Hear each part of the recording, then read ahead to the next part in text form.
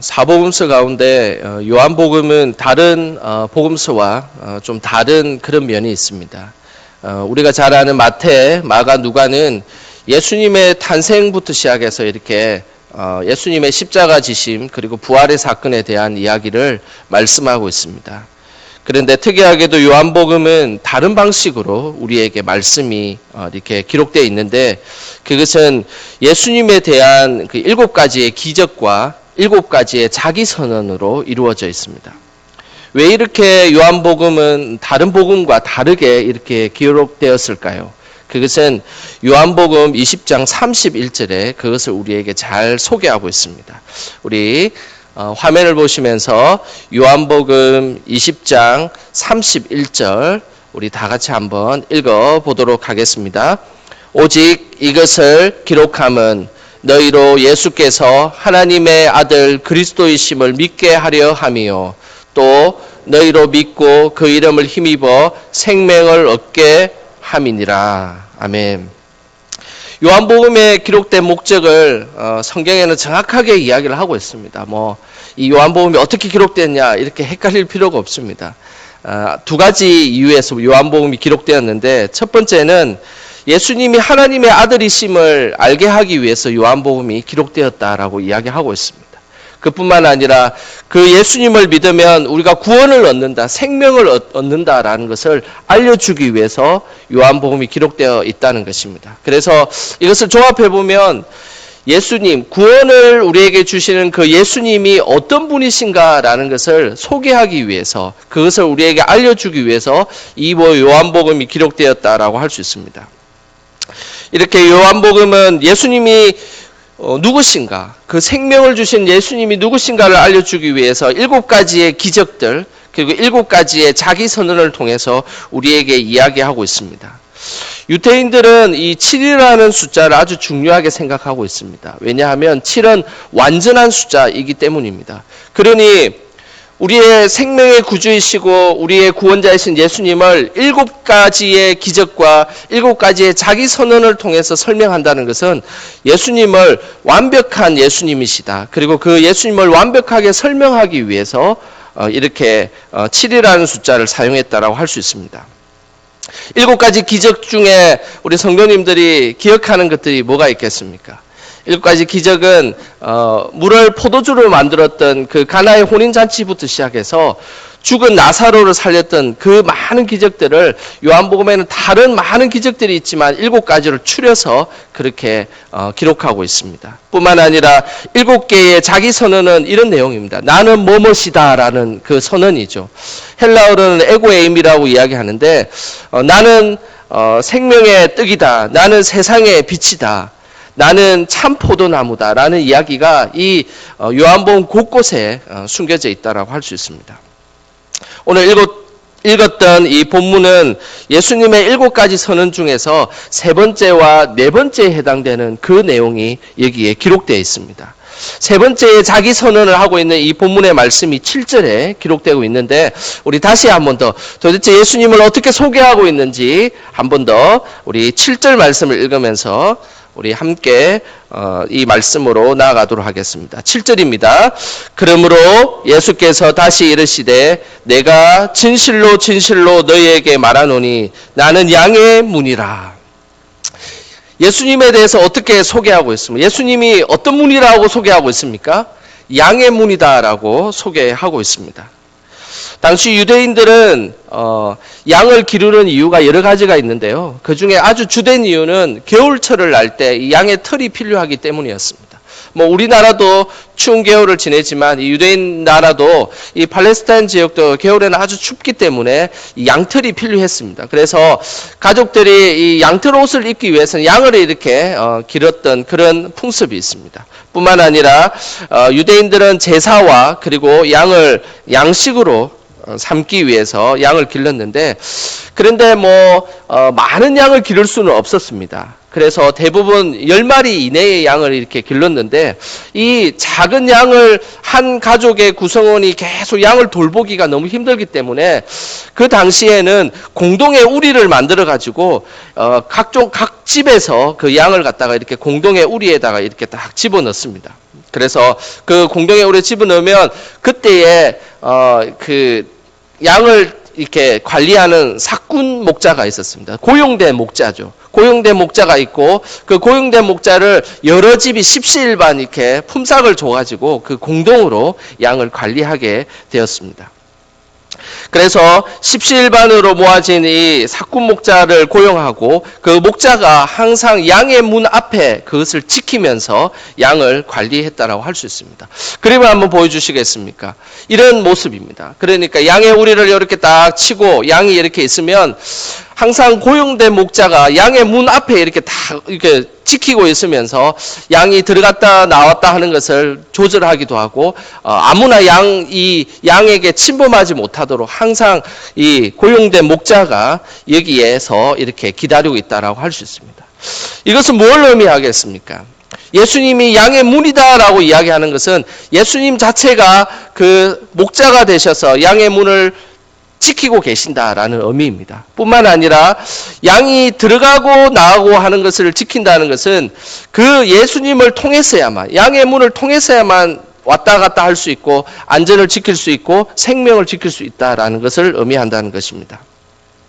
양은 양의 문을 통해서 푸른 초장으로 나갈 수 있고 양의 문을 통해서 또 들어오면 안식과 쉼을 얻을 수 있습니다. 이런 양의 문을 통해서 나가고 들어갈 때 양은 생명을 지키게 되고 풍성한 삶을 누릴 수 있다라고 기록하고 있습니다. 그래서 오늘 10장 9절에도 말씀하고 있기를 내가 문이니 누구든지 나로 말미암아 들어가면 구원을 받고 들어가면 나오며 꼴을 얻으리라 라고 이야기를 하고 있습니다. 그 양의 문을 통해서 들어갈 때 구원을 얻을 수 있고 그리고 또 다시 푸른 초장으로 나갈 때 꼴을 먹을 수 있다라는 것입니다. 그 말은 우리의 영혼이 예수 그리스도를 통해야만 우리는 구원을 받을 수가 있고 예수 그리스도를 통해야만 우리는 진정한 영의 양식을 얻을 수 있다라는 것을 우리에게 알려주는 것입니다. 그분이 바로 예수님이며 그분이 바로 양의 문이다라는 것을 우리에게 알려주고 있다는 것이죠. 양의 문을 통해서 나아가는 이 양의 생태적 환경은 정말로 자연스러운 그런 일이었습니다. 양과 그리고 고용된 삭군의 목자 그리고 주인 이 세 박자가 잘 맞을 때 생태적 환경이 잘 조성되고 양이 잘 건강하게 그렇게 자랄 수 있었습니다. 그런데 이 평온한 양의 생태적 환경을 파괴하는 무리들이 등장합니다. 오늘 본문에 보면 도둑이 등장하고 그 다음에 강도가 등장하고 이리떼가 등장한다는 사실입니다.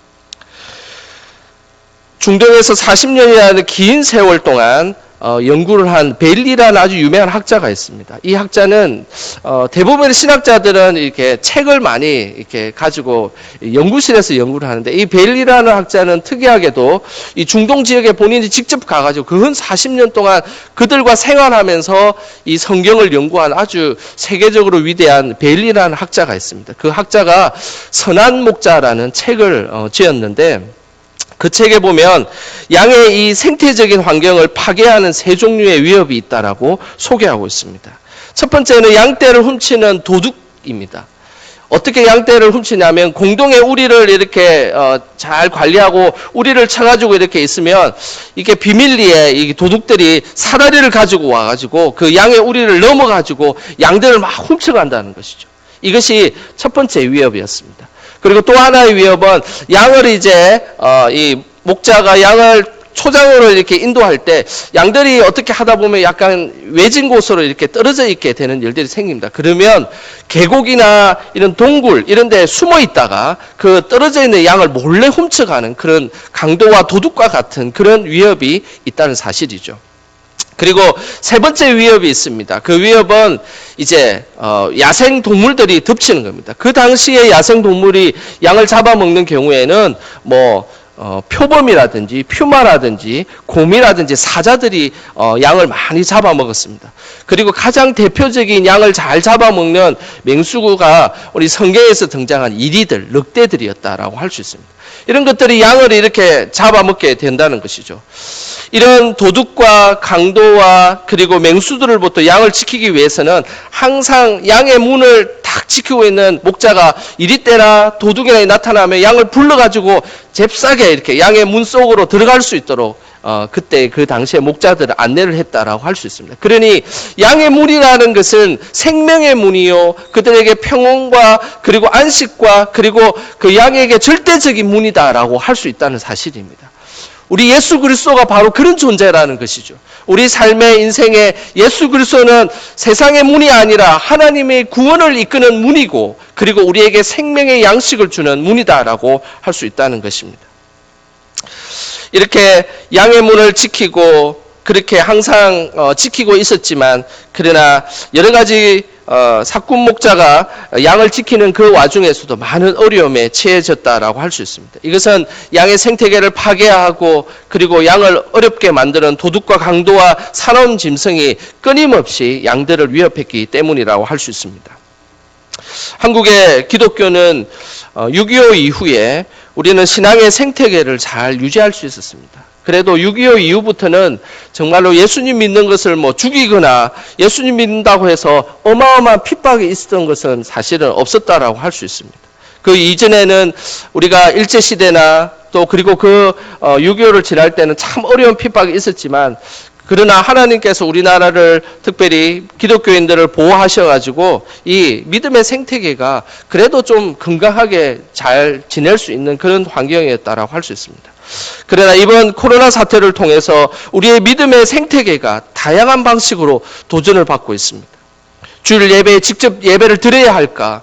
그리고 영상으로 예배를 드려야 할까? 그 기로에 서 있는 것이 지금 우리 기독교의 모습이다라고 할 수 있습니다. 주일 성소를 지내는 것이 어떤 의미가 있을까? 그리고 지금 시대에 적절한 것이 무엇일까? 이런 믿음의 생태계가 갑자기 이런 그 바이러스나 이런 환경에 의해서 우리도 위협받고 있다는 사실을 우리는 잘 알고 있습니다. 뿐만 아니라 코로나 사태 외에도 항상 신앙의 생태계를 파괴하는 그런 것들이 우리에게 있습니다. 그 대표적인 게 물질과 그리고 질병이지 않습니까? 신앙생활을 잘 하고 있다가 그냥 푸른 초장에서 양의 우리에서 신앙생활을 잘 하고 있다가 갑작스럽게 물질 때문에 시험이 들어서 우리가 신앙을 포기하게 되거나 신앙의 도전을 맞게 되는 일들이 참 많이 있다는 사실입니다. 그뿐만 아니라 또 건강하게 잘 지내다가 질병에 의해서 우리의 믿음 생활이 상당히 나태해지거나 위기를 맞게 되는 그런 일들이 있다는 사실입니다. 이렇게 물질과 질병으로 인하여서 순수한 신앙이 파괴되고 주일 성소가 희미해지고, 그래서 물질보다는 신앙보다는 물질로 인해서 신앙보다는 오히려 물질이 더 가치롭게 느껴지고, 그런 것들이 우리의 도전이고 그리고 우리의 신앙 생태계를 파괴하는 것들이라고 할 수 있습니다. 그럼에도 불구하고 정말로 믿음을 잘 가진 자, 예수 그리스도의 그 생명의 구원의 문을 잘 통과한 자들은 그래도 그런 일이 있음에도 불구하고 우리의 신앙을 지키려고 노력하고 그리고 예수님을 더 믿으려고 노력하는 것이 우리의 신앙의 본질이 되어야 된다는 사실을 우리는 너무나 잘 알고 있습니다.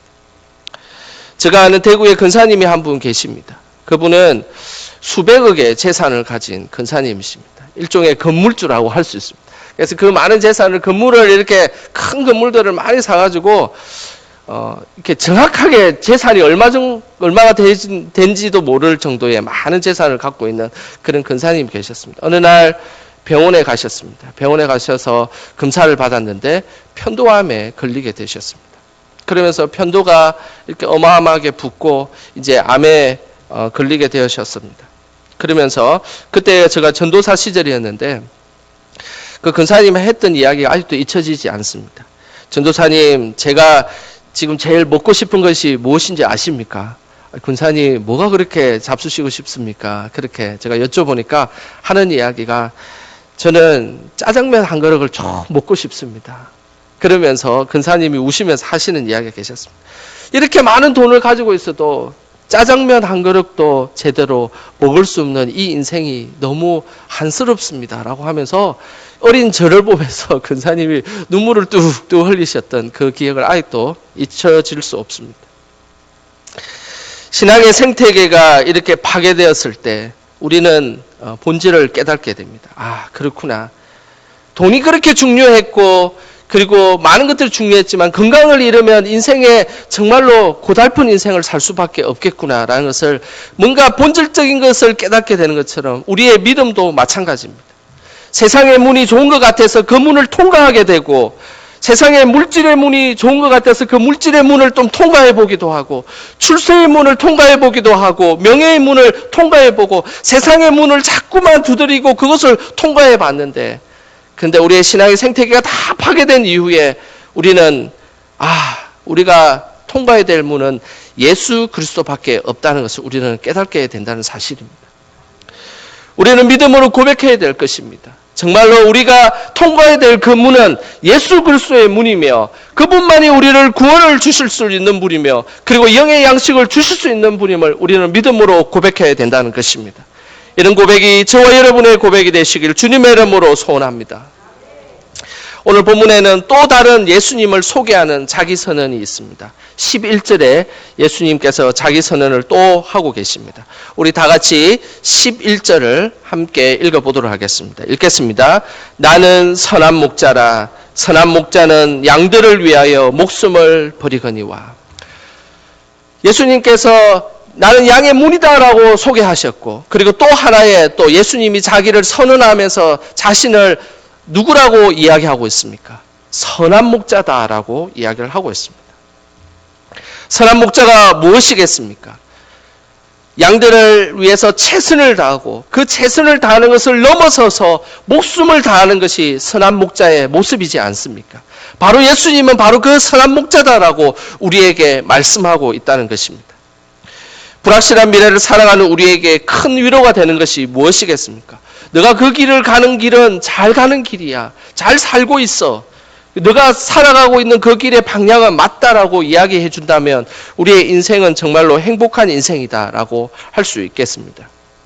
인생은 속도가 아니라 방향의 문제입니다. 인생은 빠르게 가는 것이 중요한 것이 아닙니다. 그리고 인생은 정말로 스펙을 쌓고 뭔가 대단한 것을 향해서 나아가는 그런 것이 중요하지 않습니다. 인생은 제대로 된 방향으로 나아가느냐가 더 중요하다는 사실입니다. 우리의 방향이 누구겠습니까? 예수 그리스도이지 않습니까? 우리가 자꾸만 세상을 향해서 자꾸만 나아가려고 하고 우리의 방향을 자꾸 다른 쪽으로 나아가려고 한다면 아무리 그가 열심히 살아가고 최선을 다해서 살아간들 그 인생이 무슨 의미가 있겠습니까? 우리의 방향이 좀 더디기도 하고 또 미련한 것 같기도 하고 좀 부족한 것 같기도 하지만 그 방향을 예수 그리스도를 향해서 나아갈 수 있다면 그것은 참된 인생의 모습이다라고 할 수 있다는 것입니다. 사자성어 중에 남원북철이라는 사자성어가 있습니다. 이 남원북철이라는 사자성어는 이런 의미가 담겨져 있습니다. 수레는 남을 향하고 바퀴는 북으로 간다라는 그런 의미가 있습니다. 이 말은 아무리 열심히 달려도 방향이 잘못되면 더 멀어지게 되어 있다라는 그런 의미가 숨겨져 있습니다. 이 말에 얽힌 이야기는 이런 이야기입니다. 중국 전국시대 때 위나라 왕이 있었습니다. 이 위나라 왕이 옆에 있는 조나라의 한단이라는 도시를 공격하려고 마음을 먹었습니다. 그래서 여러 가지 계획을 세웠는데 이 한단이라는 도시를 공격하는 것이 부적절하다고 잘못됐다는 것을 알고 있었던 아주 충신이었던 계량이라는 신하가 있었습니다. 그래서 이 계량이라는 신하가 급하게 이 왕에게 와서 이런 이야기를 했습니다. 왕님, 제가 이 이야기를 들려드리도록 하겠습니다. 제가 길에서 어떤 사람을 만났습니다. 그 사람은 남쪽에 초나라로 간다라고 말을 하면서 자꾸 북쪽으로 달려가고 있는 사람을 만났습니다. 그래서 그 사람을 세워놓고 초나라로 가려면 남쪽으로 가야 되는데 왜 자꾸 북쪽으로 가느냐라고 이야기를 하자 그 사람이 이상한 이야기를 했습니다. 나는 이 말은 너무나 잘 달리는 말이기 때문에 걱정 없습니다. 그냥 가만 놔두십시오. 저는 무조건 북쪽으로 가겠습니다라고 이야기를 했다는 겁니다. 그러면서 아니 초나라가 남쪽에 있는데 왜 자꾸 북쪽으로 가느냐라고 이야기를 하자 또 그 사람은 엉뚱하게 대답을 했습니다. 나는 돈도 많이 가지고 있고 그리고 마부가 기술이 훌륭하기 때문에 걱정하지 말라고 나는 어쨌든 내가 초나라로 가게 될 것이다라고 이야기를 했다는 것입니다. 그 이야기를 왕이 듣고 난 뒤에 이렇게 왕이 대답했습니다. 하하, 그 사람이 오히려 그 열심히 그 사람을 더 망하게 하는구나라고 이야기를 했다는 것이죠. 그러면서 충신이었던 이 계량이 이렇게 왕에게 이야기를 했습니다. 지금 이 한단이라는 이곳을 공격하는 것은 적절치 않습니다. 오히려 이 열심이 나중에는 더 화를 자초할 수밖에 없습니다. 라고 이야기를 했다는 것입니다. 이것이 남원 북철에 관련된 사자성어에 대한 이야기입니다. 우리의 인생도 마찬가지입니다. 우리가 가는 인생의 여정은 예수 그리스도라는 인생의 여정의 목표는 딱 정해져 있습니다.